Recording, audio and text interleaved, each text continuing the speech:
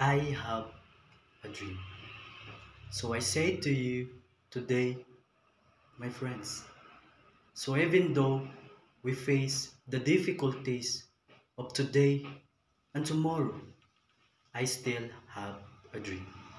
It is a dream that deeply rooted in the American dream. I have a dream that one day this nation will rise up and live the true meaning of its creed. We hold this truth to be self-evident that all men are created equal.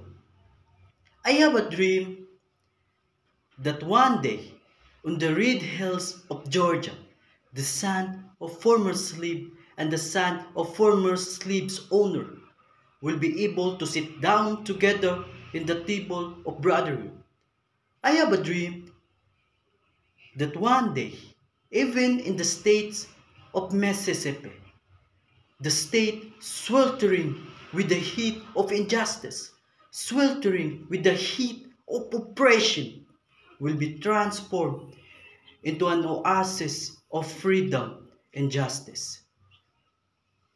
I have a dream that my four little children will live in the nation where they will not be judged by the color of their skin, but the content of their character.